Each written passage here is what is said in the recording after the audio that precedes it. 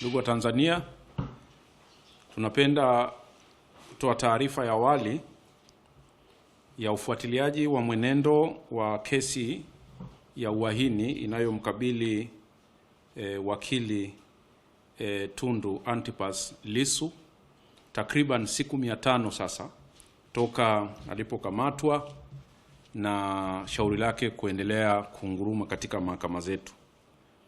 Mtandao wa Watetezi wa Haki za Binadamu ni mtandao ambao miaka yote hii ya uwepo wetu tumekuwa tukisimamia na kufuatilia masuala kadhaa yanayohusu haki za kijamii, masuala ya usalama wa watetezi wa haki za binadamu, uhuru wa kiraia, lakini masuala ya utawala bora na rule of law au utawala wa kisheria katika taifa letu. Mtandao huu umekuwa ukihakikisha kwamba nafasi ya watetezi wa haki za binadamu, asasi za kiraia pamoja na wadau wengine wote wa haki unapatikana kwa kiasi kikubwa katika taifa letu, lakini unahakikisha kwamba tunaweka msingi wa kisheria, msaada wa kisheria, utetezi, tunafanya tafiti, elimu kwa umma pamoja na kushirikiana na mifumo ya utoaji haki hapa nchini, kimataifa na kikanda, kwa lengo tu la kuhakikisha kwamba taifa linakuwa na misingi ya haki, uhuru na demokrasia kwa wote. Lakini katika kuhakikisha kwamba haya yote yanafanyika, ni lazima tufanye kazi kwa karibu na taasisi mbalimbali au kufuatilia mienendo ya taasisi mbalimbali jinsi zinavyofanya kazi. Tumekuwa tukihamasisha uwajibikaji wa taasisi za utoaji haki katika taifa letu. Manake taasisi za utoaji haki wote mnafahamu, tuna polisi, tuna mahakama, tuna vyombo vingine vingi tu vya kisheria ambavyo vipo kwa mujibu wa katiba katika kuhakikisha kwamba vinatoa haki kwa Watanzania wote. Kwa lengo letu limekuwa siku zote kuhakikisha kwamba taifa linakuwa huru kwa mujibu wa katiba ya Jamhuri ya Muungano wa Tanzania, na wananchi na taasisi mbalimbali na makundi mbalimbali yanakuwa huru katika kufanya shughuli zao za kijamii, za kisiasa na kiuchumi katika taifa letu.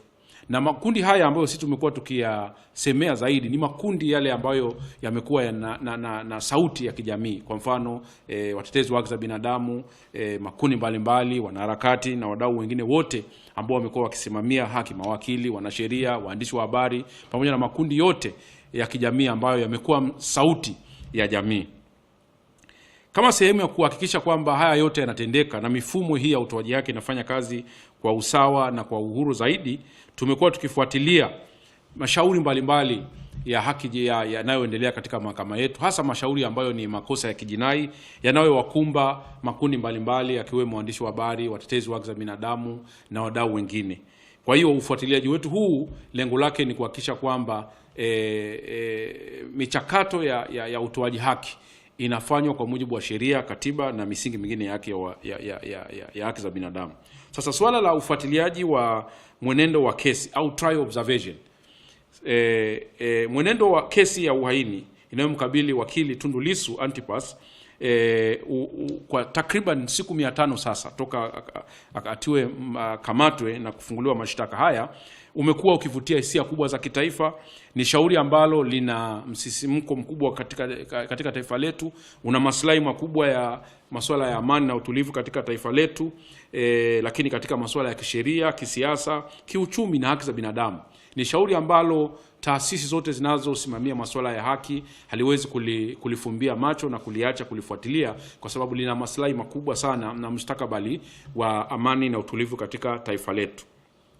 Kwa kutambua umuhimu huo, lakini pia swala la uwazi, uwajibikaji na imani ya umma katika taasisi za utoaji haki, mtandao ulianza kufuatilia shauri hili toka mwanzo Mheshimiwa au wakili Lissu alipokamatwa tarehe 9 Aprili mwaka 2025 kule Kusini. Ufuatiliaji wa mwenendo wa kesi ya Lissu kama wakili, lakini kama mdau wa haki za binadamu, ni sehemu ya kazi ya mtandao wa watetezi wa haki za binadamu ya kufuatilia mashauri ya mfumo wa utoaji haki, ambapo mtandao umekuwa ukifuatilia kama nilivyosema kesi zinazowahusu watetezi wa haki za binadamu, mawakili, mashauri mengine ya maslahi makubwa ya umma kote nchini. Kupitia kazi hii mtandao umefuatilia mwenendo wa shauri hili, kutathmini uzingatiaji wa dhamana na usikilizwaji wa haki, lakini tumekuwa tukifuatilia taratibu za kisheria, tumekuwa tukifuatilia upatikanaji wa haki katika mchakato huu, uhuru wa mahakama na utawala wa sheria. Pale inapobidi mtandao tumekuwa pia tukichapisha taarifa hizi na kuzitoa kwa umma kama lengo la kuhakikisha kwamba tunatoa kumbukumbu kuhusiana na mienendo ya mashauri haya. Pamoja na taarifa zingine zenye maslahi kwa umma, mtandao umewahi pia kuchapisha ripoti za ufuatiliaji, kwa mfano mashauri mengine makubwa yakiwahusu waandishi wa habari, watetezi. Mtakumbuka kesi ya Eric Kabendera ni mojawapo ya taarifa ambayo ilikuwa ina trial observation report toka mwanzo alipokamatwa hadi baadaye alipokuja kutoka mahakamani. Yote hayo ni kuhakikisha kwamba tunafuatilia kwa ukaribu mienendo hii na kuhakikisha kwamba hata kule Loliondo, mtakumbuka Ngorongoro, walivyokamatwa wale watetezi na viongozi wa jamii na kupewa kesi ya mauaji, pamoja na mashauri mengi tu ambayo ya kijinai yamekuwa yakiwakumba sasa wale watu ambao wamekuwa ni sauti ya jamii. Tumekuwa tukifuatilia, mengine ripoti zake zinakuwa sehemu ya ripoti zetu za kawaida, lakini zingine zinapata ripoti mahususi kama hii. Kwa hiyo hii ni taarifa ya awali ambayo taarifa kamili itatoka pale ambapo shauri hili litatamatika au litakamilika, ndo taarifa ya mwisho. Kwa hiyo mchakato wa trial observation, wa ufuatiliaji wa mashauri ni mchakato ambao huko duniani kote na unakwenda sambamba na mashauri haya ya jinai, kutoa nafasi ya makundi mbalimbali ya kijamii, hasa sisi taasisi za kisheria, kufuatilia kwa mwenendo namna ambavyo mashauri yanaendeshwa kwa kuangalia kama ile misingi inazingatiwa. Kwa hiyo kwa kufuatilia huku haimaanishi kwamba tunaingilia mwenendo wa kesi, kwa sababu uangalizi huu na ufuatiliaji hauhusiani kabisa na swala la jinai la watuhumiwa. Badala yake unahusiana na mwenendo, mchakato mzima. Hauna uhusiano kabisa na namna kesi itakavyoamuliwa na masuala ya jinai. Ni utaratibu ambao unaangalia toka mtu anapokamatwa mpaka pale ambapo mchakato wake unaishia. Na wakati mwingine watu wengine huwa hata mahakamani hawafiki, wanakamatwa. Tumeona matukio mengine watu wamekaa siku 30 chini ya polisi, tumekuwa pia tukifuatilia. Kwa hiyo ni mchakato ambao unaanzia toka mtuhumiwa anapokamatwa hadi pale ambapo shauri lake litafika mwisho. Ndio mchakato huu, na lengo la ufuatiliaji huu ni kama tulivyosema, sio kuamua iwapo mshtakiwa hana hatia au hana hatia.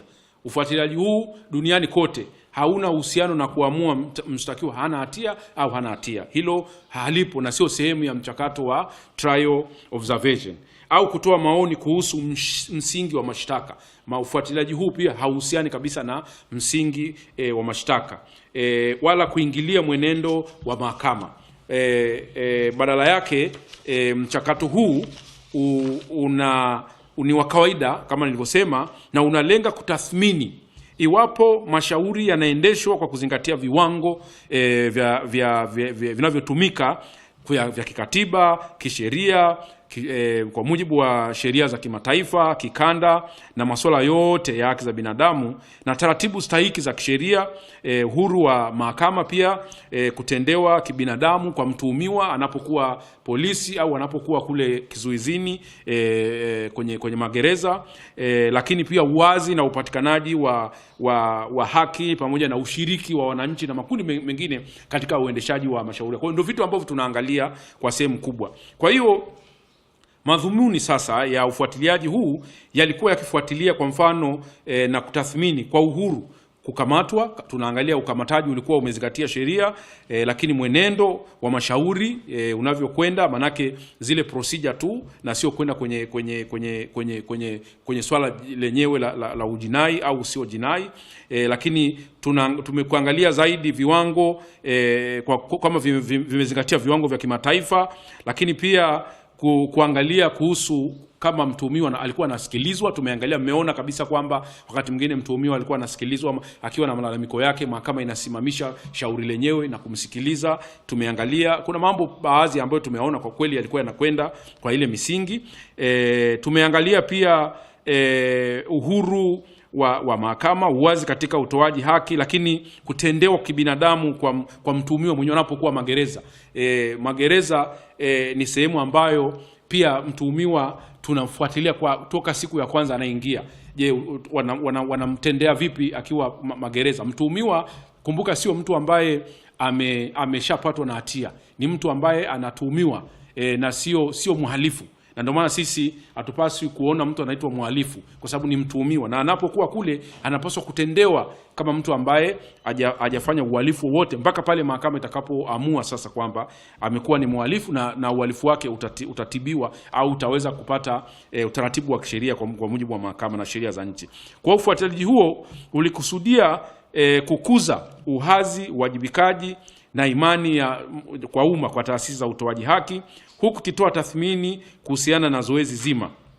Kupitia zoezi hili, mtandao ulilenga kuhakikisha kuangalia maeneo mazuri ya mchakato huu wa kesi hii, lakini changamoto pamoja na kutoa mapendekezo ambayo yanaweza kuboresha uwajibikaji wa taasisi zetu, kuboresha mfumo wa kijinai pamoja na sheria zetu za nchi, na kushauri nchi nini kifanyike tunapokuwa na matukio au mashauri ya namna hii. Kwa ufuatiliaji wetu wa kesi hii ulihusisha kipindi cha toka na kamato tarehe 9 Aprili hadi tunafikia jana, manake ni siku takriban 500 toka wakili Tundu Lissu alivyokamatwa na kupelekwa mahakamani na shauri lake kuanza kufanyiwa kuendeshwa kwa mujibu wa sheria za nchi na mahakama zetu. Kwa hiyo pia tulikwenda mahabusu, ushiriki wa umma, kuangalia vyombo vya habari wanashiriki vipi katika kesi hii.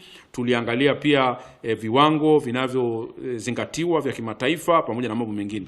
Mbinu ambazo tumetumia katika ufuatiliaji wa shauri hili: taarifa hii awali inategemea kwa kiasi kikubwa taarifa zilizopatikana kupitia ufuatiliaji wa moja kwa moja wa mashauri haya au shauri hili mahakamani uliofanywa na wafuatiliaji na waangalizi wa kisheria toka mtandao wetu wa Watetezi wa Haki za Binadamu.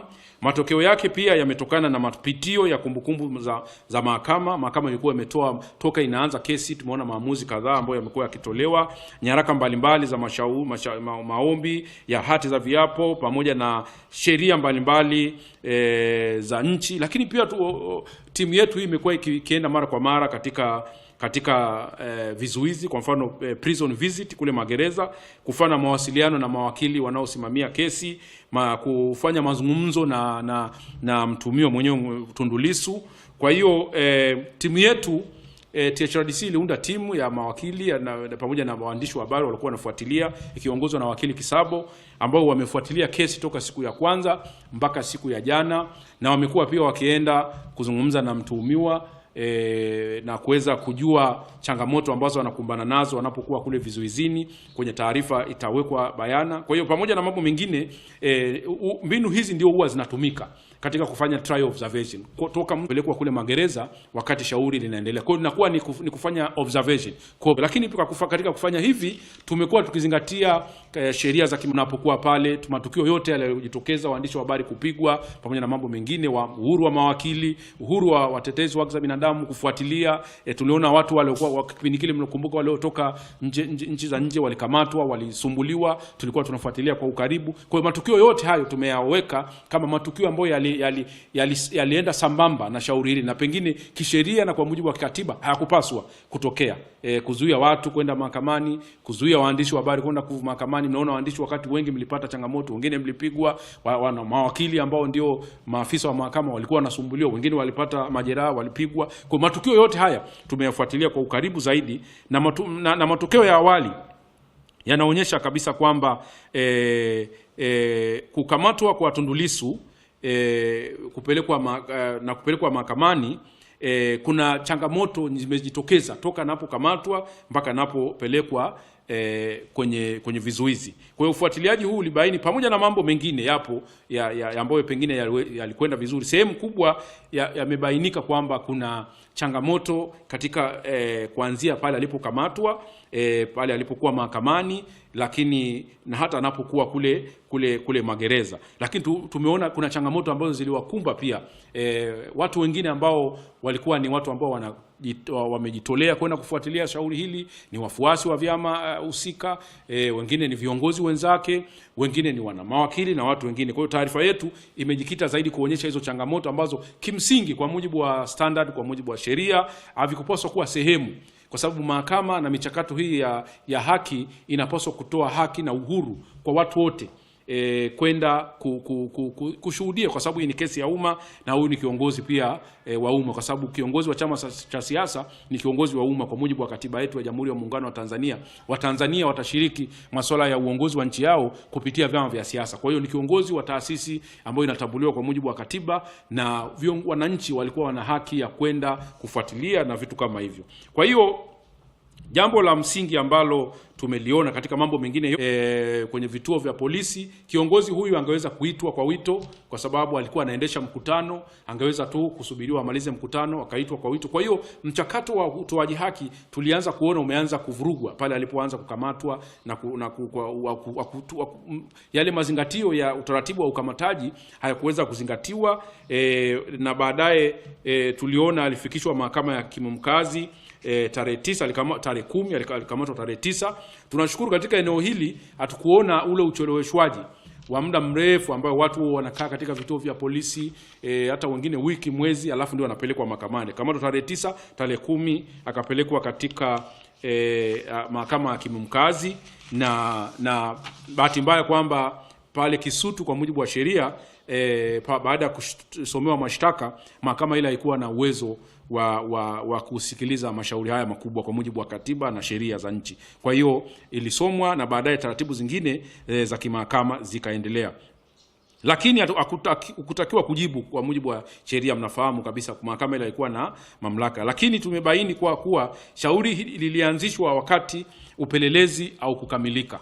Shauri hili lilianzishwa wakati upelelezi au kukamilika. Kwa mujibu wa sheria za sasa ni kwamba lazima ufanye upelelezi ndio uweze kumkamata mtu au kumtia baroni mtu na kumpeleka aidha polisi na baadaye mahakamani. Sasa changamoto tulioiona kwenye hatua hizi za awali ni kwamba kama nilivyosema, ukamataji wa kufuata misingi ya sheria, lakini hata kumkamata mtu kabla hujafanya upelelezi kabisa, hiyo nayo ni changamoto, kwa sababu kwa mujibu wa maboresho ambayo yamefanyika na yamependekezwa na tume ya Jaji Chande kama alivyoundwa na Rais Samia, kuna maboresho yaliweza kufanyika kwamba lazima kwanza upelelezi ukamilike ndipo mtu aweze kukamatwa. Hilo nalo tumeliona kwamba halikuzingatiwa. Eneo la pili ni kuzuiliwa kwa muda mrefu kabla ya kesi na vikwazo vya dhamana kuanza. Tumeona mpaka kesi ilipokuja kuanza muda ulipita muda mrefu. Kwa kipindi chochote cha ufuatiliaji, wakili Lissu aliendelea kuwa mahabusu kwa sababu ya kosa la uhaini. Imeainishwa kuwa kosa lisilo la dhamana. Wote mnafahamu ni kosa ambalo halina dhamana, laendelea kuzuiwa. Na kulingana na uzito na mazingira, kulikuwa na sababu za msingi katika mazingira ya kesi hii muda mrefu, sababu za msingi ambazo pengine zingeweza kuzingatiwa kuhakikisha kwamba swala hili la kesi hii inapewa kipaumbele na inakwenda kwa kasi, kuzingatia kwamba huyu alikuwa ni kiongozi wa chama cha siasa, na pili mwaka jana ulikuwa ni mwaka wa uchaguzi. Muda mrefu wa kizuizini unaibua hoja kuhusu haki ya uhuru wa utu, dhana ya kutokuwa na hatia hadi itakapothibitishwa vinginevyo, na haki ya kusikilizwa kwa kesi ndani ya muda unaofaa. Mara zote tumekuwa tukishauri maamuzi ya kuzuia dhamana yasiwe ndani ya sheria, yawe ni maamuzi ya kimahakama, kwamba mahakama wasifungwe mkono kuamua kwa mujibu wa kesi, kwa mujibu wa shauri kwamba huyu mtu apewe dhamana au asipewe. Kwa kitendo cha kuweka sheria ngumu zinazozuia dhamana vinaweza vikafanya watu wengi ambao pengine mahakama ingeona kwamba wanastahili kupewa dhamana wakati shauri lao linaendelea. Kwa hiyo swala la tatu ni hali ya kizuizini ambayo tuliangalia yukoje sasa toka anakamatwa, lakini sehemu kubwa akiwa kule magereza.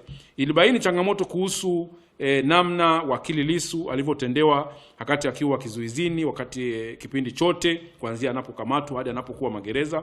Changamoto mahususi iliyojitokeza baada ya kuhamishiwa kutoka gereza la Keko. Mtakumbuka kwanza alipelekwa gereza la Keko na baadaye akahamishiwa gereza la Ukonga bila ndugu mawakili kupewa taarifa. Hilo nalo lilikuwa ni kosa la kisheria, kwa sababu ndugu na mawakili wanapaswa kujua ndugu yao yuko katika magereza ipi. Sasa unapompeleka mtu, kwa mfano ukampeleka mtu Dodoma magereza, ndugu anajua yuko Dodoma, alafu ghafla anatolewa Dodoma anapelekwa Kisongo Arusha, ndugu au mawakili hawana taarifa. Hilo ni kosa kabisa, sio utawala bora, sio namna ambavyo utendewaji wa watu wanapokuwa vizuizini unapaswa kuwa. Kwa hilo ni kosa. Pia kuwekwa katika kizuizi cha watu ambao tayari wameshahukumiwa kunyongwa, condemn. Nyewe mnafahamu mtu ambaye ameshahukumiwa kunyongwa, huyu anasubiri kunyongwa. Sasa kumchukua mtuhumiwa na kumweka katika maeneo ambayo ni ya condemn, watu ambao tayari wameshahukumiwa, ni kosa kubwa sana, na kuanza kulindwa na watu kulindwa kama mtu ambaye tayari ameshahukumiwa kunyongwa ni makosa mengine ambayo tumeyabaini, ambapo kwa mujibu wa taratibu na sheria havikupaswa kuwekwa hivyo. Kwa hiyo kumehatarisha uhuru wake, usalama wake, hata kimawazo na kisaikolojia. Imagine mtu umetuhumiwa alafu unakwenda kukaa na watu ambao tayari wanajua kwamba kesho au kesho kutwa ninakwenda kunyongwa. Katika mazingira kama hayo, ndio maana taratibu za kisheria zimetenganisha kati ya watuhumiwa na watu ambao tayari wameshahukumiwa. Wanakaa katika mazingira kidogo tofauti. Kwa hiyo pamoja na mambo mengine, changamoto zingine zilihusu vikwazo vya kutembelewa na familia, ndugu, mawakili, pamoja na mambo mengine yote ambayo ya kimsingi. Hilo tuliliona na taarifa yetu, na watu wetu wakili Kisabu ambaye alikuwa anaongoza jopo hili amekuwa akienda mara kwa mara kuzungumza na Mheshimiwa Tundu Lissu kwa ajili ya kubaini changamoto nyingi ambazo amekuwa akikumbana nazo. Kwa hiyo ni vitu ambavyo pengine kwenye kuendeshaji wa mashauri kama haya, hili au lingine ambalo litakuja na au mengine yanayoendelea, ni muhimu sana kuzingatia haki za watuhumiwa wanapokuwa vizuizini. Changamoto nyingine ilikuwa ni upatikanaji wa uwakilishi wa kisheria na maandalizi ya utetezi. Tutambue kabisa kuwa katika baadhi ya matukio mashauriano yaliwekewa muda mfupi. Watu wanapokwenda kuongea naye wanapewa muda mfupi, mawakili wa kupata nafasi ya kwenda kuzungumza naye, kupeleka taarifa na nyaraka mbalimbali za maandalizi. Wakati mwingine watu walikuwa wanapekua zile nyaraka za vitabu vya sheria alipokuwa anapelekewa. Kumbuka Mheshimiwa Tundu Lissu alikuwa anajitetea mwenyewe, kwa hiyo wakati mwingine ilibidi apelekewe sheria mbalimbali, nyaraka mbalimbali zitakazomsaidia kuendesha shauri lake pamoja na mawakili wenzake. Kwa hiyo hili ni changamoto ambalo lilionekana, ule kutokutoa uhuru wa ndugu na familia kukutana na kuweza kufanya faraka kuhusiana na maandalizi ya kesi. Hiyo ni changamoto pia ambayo ni kubwa. Mawakili lazima wapewe nafasi ya kuzungumza na mteja wao wanapokuwa kule magereza kwa ajili ya kujiandaa na kesi kwa uhuru kabisa, bila kuingiliwa. Wakati mwingine wamekuwa wakisikilizwa, watu wanasikiliza namna wanavyojiandaa, watu wanavyozungumza na mawakili na ndugu, kitu ambacho kimsingi kinakiuka misingi ya usimamizi wa watu wanapokuwa au treatment of inmates au watuhumiwa, watu ambao bado hawajahukumiwa au hawajapatwa na hatia. Kwa hiyo pamoja na mambo mengine mtakayoyaona kwenye ripoti hiyo, nayo ilikuwa ni eneo ambalo lilikuwa na changamoto. Eneo lingine ilikuwa ni upatikanaji, ilikuwa ni uhuru wa dini, upatikanaji wa taarifa na mawasiliano ya familia. Nadhani haya tumeyazungumza na mtaona kwa sehemu kubwa. Taarifa pia imeweza kuonyesha kwamba kulikuwa kuna hizo changamoto ambazo kimsingi kama mtuhumiwa anapaswa kuwa nazo, na sio tunazozungumza Tundu Lissu. Hii kesi kwa sababu ni kesi kubwa ya umma, tunatumia kama case study, kama mfano kuonyesha kwamba namna gani ambavyo watuhumiwa wanakuwa wanatendewa visivyo. Kama mtu mkubwa kama huyu, kiongozi, lakini mwanasheria mkubwa mbobezi kama huyu ambaye anaweza kujitetea, ameweza kufanyiwa vitu kama hivi. Sasa itakuwaje kwa Mtanzania wa kawaida kabisa ambaye hana uelewa lakini sio kiongozi, hataweza kutendewaje? Kwa lazima tutumie mashauri kama haya makubwa kuonyesha namna gani ambavyo vyombo vyetu vya haki vinapaswa kutenda haki, kuanzia mtu anapokamatwa, anapopelekwa polisi, anapopelekwa mahakamani na anapopelekwa kule ambapo ndio makazi yao ya muda. wanapokuwa wana mashtaka yanaendelea na mambo kama hayo. Jambo lingine ni ushiriki wa umma na uwazi katika utoaji haki. Pamoja na kwamba mahakama ilikuwa inaonyesha live, wakati mwingine hayo ni progress, kwa sababu ndio kesi nadhani iliyokuja kuonyeshwa wakati mwingine moja kwa moja live, pamoja na vitu kama hivyo tunakubali kwamba ni progress ya namna moja au nyingine, lakini ufikiwaji wa watu wa Tanzania, kwa sasa viongozi wenzake, wanachama wa chama chake, wa Tanzania, waandishi wa habari, mawakili, wadau wengine, watetezi wa haki za binadamu waliotaka kwenda kufuatilia mwenendo wa shauri hili, wengi walikumbana na vizuizi. Kuanzia pale Kisutu, mtakumbuka kulikuwa kuna mabishano makali, matumizi ya mbwa, magari, matumizi ya mabomu. Tumekwenda Mahakama Kuu, tumeona mawakili wengine wakisumbuliwa pamoja na nani. Kwa hiyo mchakato mzima ukupaswa kwenda hivyo, kwa sababu hili ni shauri la umma, ni la wananchi, na wakati mwingine ni vyema watu wakazingatia misingi ya kisheria wanapojaribu kusimamia mashauri ya namna hii bila kuvuruga au kuzuia Watanzania wasiweze kutumia haki zao za msingi. Tunatambua kabisa kwamba wazi wa mashauri ya mahakama ni kinga ya msingi katika kudumisha imani ya umma kwa taasisi hizi, lakini kwa mfumo wa utoaji haki. Na tunasisitiza kuwa vikwazo vya kuhudhuria vinapaswa kuwa kwa mujibu wa sheria na visiwe vya lazima, vilingane na mahitaji halisi na vitolewe kwa sababu zilizo wazi. Pengine inawezekana kuwa kuna sababu 2-3, lakini lazima masuala haya yazingatiwe katika kuamua kwamba nani asiende mahakamani, nani, kwa sababu eneo la mahakama ni eneo la umma na Watanzania wanapaswa kuwepo pale. Mawakili pale ndio nyumbani kwao. Hakuna mtu ambaye anapaswa kumzuia wakili aende mahakamani. Mwandishi, nyinyi pale ni mahala penu. Hakuna mtu ambaye anapaswa kuwazuia kwenda kufuatilia hizi kesi za umma. Jambo lingine ni mwenendo wa upande wa mashtaka na kuahirishwa kwa kesi. Of course, swala hili limekuwa likiahirishwa mara kwa mara, tena kwa vipindi virefu, ambao vimefanya hii kesi ichukue muda mrefu sana. Leo ni siku 500 tunapozungumza. Kumekuwa na ucheleweshwaji, wakati mwingine maombi ya dharura yamekuwa mengi na vitu kama hivyo, na kuweza kutishia usalama wa mwenyewe mtuhumiwa, kwa sababu wanapozidi kuwa kule ndani changamoto zimejitokeza wakati mwingine za kiafya kutokana na afya yake. Kwa hiyo wakati mwingine ni vyema, na ndio maana maboresho haya ya mfumo wa jinai yalivyofanyika yalisisitiza kwamba mashauri haya yaende kwa kasi, yaende kwa wakati, ili kama mtu atapatikana baadaye kwamba hana hatia, tusio tumemweka mtu muda mrefu sana kizuizini. Imagine huko nyuma tulikuwa tuna kesi watu wanakaa karibu miaka 10, bado ni mtuhumiwa tu. Sasa uje umkute baadaye hana hatia, lakini umekaa naye ndani miaka 10.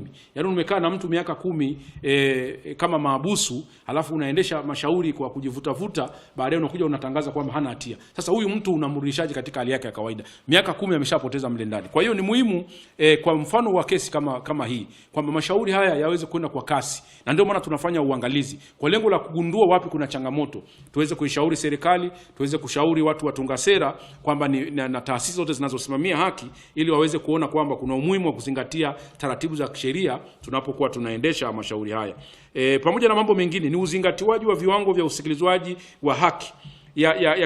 Tunapozungumza masuala ya makosa ya haki jinai au haki jinai, wakati wa kuendesha mashtaka haya kuna mambo ambayo lazima yazingatiwe. Kwanza, haki na uhuru wa usalama wa mtu mwenyewe. Lakini dhana ya kutokuwa na hatia, the presumption of innocence, lazima izingatiwe kwa kiwango kikubwa sana. Na hiyo tumekuwa tukiangalia, je, wanatreat mtu kwa namna gani? Na hii ni mfano sasa kwa mashauri yote hapa Tanzania, lazima hii dhana izingatiwe ya presumption of innocence. Lakini haki ya kutaarifiwa mara kwa mara sababu za kukamatwa au mashtaka, haki ya kupata msaada wa kisheria kwa usiri na ufanisi zaidi, lakini muda wa nyenzo za kutosha kwa ajili ya kuandalizi, wanatakiwa wapewe muda wa kutosha na nyenzo. Kama tulivyoona, kulikuwa kuna wakati mwingine wanakagua mpaka nyaraka zinazopelekwa kule na mambo mengine, kuingilia uhuru wa maandalizi ya shauri. Lakini kutendewa kibinadamu, treatment of an inmate kama binadamu, asifanyiwe kinyume. Na hii sasa ni kwa wote. Tumeona sasa hivi wimbi ambalo limejitokeza nchi hii la watu watuhumiwa kufanyiwa ukatili. Tumeona wale watu vijana waliofanyiwa ukatili pale Ngorongoro pale, wale vijana wa Arusha wale, mmoja akapoteza maisha. Ni ukatili wale wa juu walifanyiwa. Tuna taarifa zingine kwa kule Mbeya kuna vijana ambao wamefanyiwa ukatili na kuingiziwa kabisa vyupa. Tumeona ukatili wakati wa ukamataji na wakati wanapopelekwa kwenye vituo vizuizi hivi vya polisi, ukatili unakuwa ni mkubwa. Kwa hiyo lazima mtuhumiwa atritiwe vizuri. Kwa matukio kama haya yanatupa sisi mwanga wa kugundua kwamba ni wapi panavuja ili tuweze kurekebisha. Lakini ushiriki wa umma katika kufuatilia mashauri haya ni jambo la msingi, na ndio maana tumefuatilia namna gani wananchi, waandishi wa habari wamekuwa wakikwamishwa. Uhuru wa mahakama ni muhimu pia katika kutenda haki. Mahakama yenyewe inapaswa kuwa huru katika kuendesha mambo yake ya kimsingi. Tunashukuru kwamba katika maeneo, katika shauri hili kuna maeneo tumeona mahakama ilikuwa inajaribu kutenda haki pale ambapo mlalamikaji anapokuja analalamika. Kwa mfano mlalamikaji amekuwa akilalamika hajatibiwa, hajapata chakula, amekaa maeneo, mahakama ilikuwa inasimama na kushikiliza. Haya ndio mambo ambayo lazima tuwe tunayafuatilia kama watu wa haki za binadamu, lakini watu wa sheria. Tunaamini kabisa kwamba dhana ya usikilizwaji wa haki zinalindwa chini ya Katiba ya Jamhuri ya Muungano wa Tanzania pamoja na sheria na mitandao mingine yote ya kimataifa. Upatikanaji wa msaada wa kisheria ni sehemu ya msingi. Maandalizi na utetezi wa kesi pamoja na ushiriki wa ndugu na mawakili kikamilifu ni sehemu ya msingi kabisa ya uendeshwaji wa makosa ya jinai. Sasa baada ya kubaini changamoto hizi ambazo sasa tumeona kesi hii imehudumu kwa muda mrefu sana, na kesi hii ina madhara pia mengi katika taifa letu, kwa sababu ni kipindi ambacho tunazungumza kuwa na umoja wa kitaifa, tunazungumza kuwa na katiba mpya. Kwa hiyo kesi hii ina madhara mengi sana katika mshikamano wa taifa, katika kujenga taifa. Kwa hiyo ni kesi ambayo sisi tunaifuatilia na tunatoa mapendekezo yafuatayo namna sasa ya kuliendea swala hili. Katika kuhakikisha kwamba tunajenga amani, mshikamano na maendeleo ya nchi, tunatumia uwezo wetu wa kisheria na utaalamu wetu katika masuala ya haki za binadamu kushauri taifa mambo yafuatayo. Kwanza, kwa mahakama kuhakikisha shauri linasikilizwa na kukamilika kwa haraka, kusimamia kwa umakini maombi ya kuahirisha kesi na kutaka sababu za msingi ili kuepuka ucheleweshaji wa wote zaidi, kulinda na ushiriki wa halisi wa umma na vyombo vya habari na mawakili na wadau wengine katika shauri hili na mashauri mengine, kuhakikisha mawasiliano ya siri kati ya mshtakiwa na mawakili wao na ndugu yanalindwa, kuendelea kulinda uhuru wa mahakama kwa uadilifu na mchakato mzima wa shauri hili, kuhakikisha kila kizuizi kinachowekwa wakati wa mashauri ya mahakama ni kwa mujibu wa sheria na ni cha lazima na kinalingana na mahitaji ya wakati huo, kwa sababu tumeona vizuizi vingi vinafanyika dhidi ya mawakili. Mawakili sasa hivi wanazuiwa hata kuongea na vyombo vya habari. Tunashauri kabisa kwamba mawakili ni sehemu ya mahakama na wasizuiwe kuongea, kufanya shughuli zao katika maeneo ya mahakama. Kwa ofisi ya mkurugenzi wa mashtaka kutathmini mara kwa mara utoshelevu na ukamilifu wa ushahidi unaotegemewa kuendeshwa na mashtaka kabla ya kuendelea na mashtaka, kuhakikisha maamuzi ya kuendesha mashtaka yanaongozwa kwa maslahi ya haki na maslahi ya umma, kupunguza kuahirishwa kwa kesi kusiko na kwa lazima na kuna ucheleweshaji wa kiutaratibu, kuendesha mashtaka kwa maana inayozingatia wajibu wa kikatiba na viwango vya usikilizwaji wa haki. Kwa jeshi na Jeshi la Magereza Tanzania, ushauri wetu kwa Jeshi la Magereza ambao ndio inakaa na watuhumiwa na imekaa na mtuhumiwa huyu mpaka na leo, kuhakikisha hali ya kizuizini kukaa na mtu pale inazingatia viwango vya kimataifa na sheria na katiba ya Jamhuri ya Muungano, kuwezesha mashauriano ya siri kati ya mahabusu na wawakilishi wao, hasa mawakili, kuhakikisha kwa mahabusu wanapata fursa inayofaa kuonana na familia na kupata nyaraka zote za kisheria, kuheshimu uhuru wa dini na kuhakikisha fursa za kushiriki ibada na bila ubaguzi kwa watuhumiwa wote, kuheshimu uhuru wa dini pamoja na haki zingine za msingi za mtuhumiwa, kutoa chakula cha kutosha, huduma za afya nyingine za msingi na ustawi wote wa kijamii na malazi yawe imara, na kuwaweka watuhumiwa kwa mujibu wa sheria na kwa mujibu wa hatua zile ambazo walizonazo. Sio vyema kuwachanganya, mwingine ameshatuhumiwa, mwingine ameshahukumiwa, na kukaa kwa pamoja, kuweka utaratibu wa kuwatenganisha. Lakini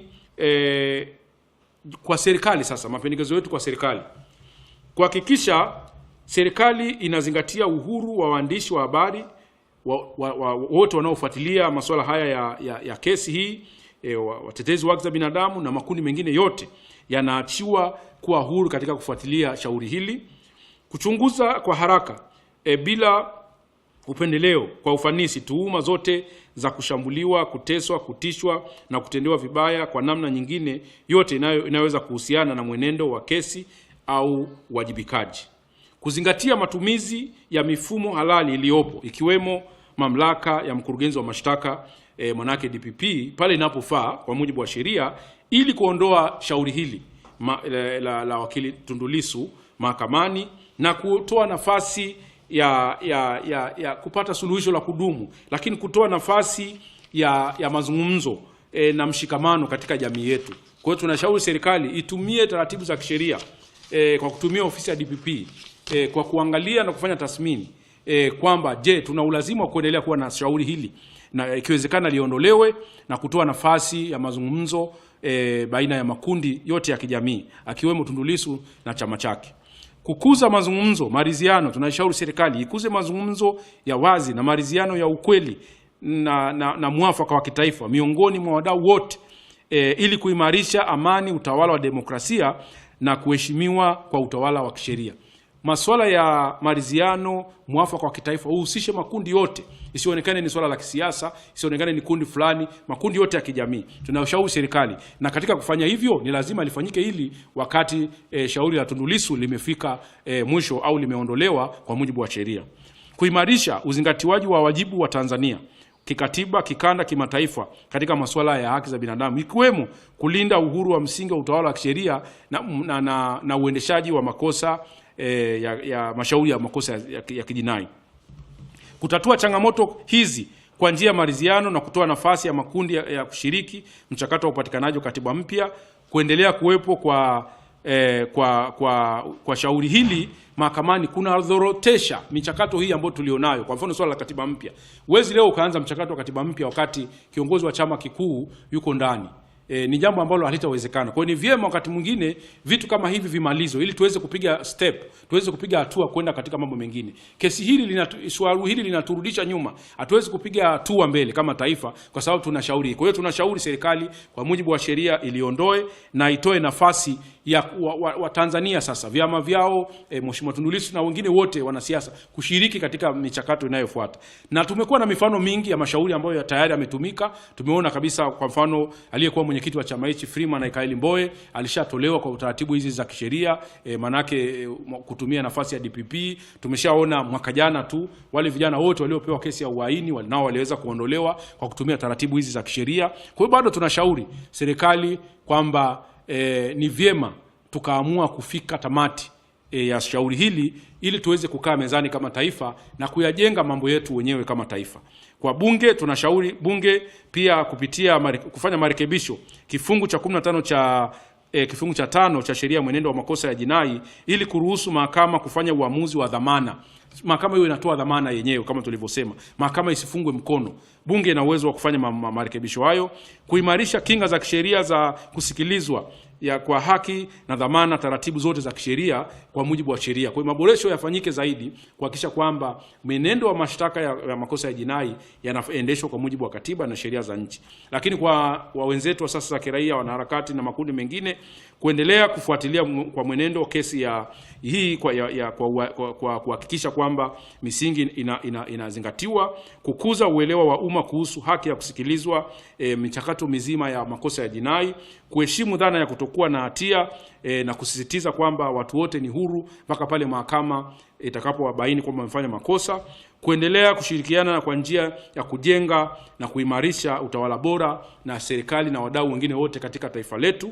Tunashauri pia wanasiasa tunashauri wanasiasa wote wawe tayari kwenda kwenye meza ya mazungumzo, kuwa tayari kutatua changamoto za taifa letu kwa kukubali majadiliano na makubaliano yenye maslahi kwa umma, ya uwazi na ya ukweli, yenye maslahi kwa umma, na sio kwa makundi moja kama vile wanasiasa sasa za kiraia nani. Maslahi ya umma, majadiliano na maridhiano yenye maslahi kwa umma. Lakini tunawashauri viongozi wa Chadema pamoja na Mheshimiwa Tundu Lissu mwenyewe kuona umuhimu wa kuendeleza mazungumzo pale ambapo nafasi itatokea, na kutoa nafasi ya kwenda kwenye maridhiano ya kitaifa, lakini kwa kuzingatia tena kama tunavyosisitiza maslahi mapana ya kitaifa.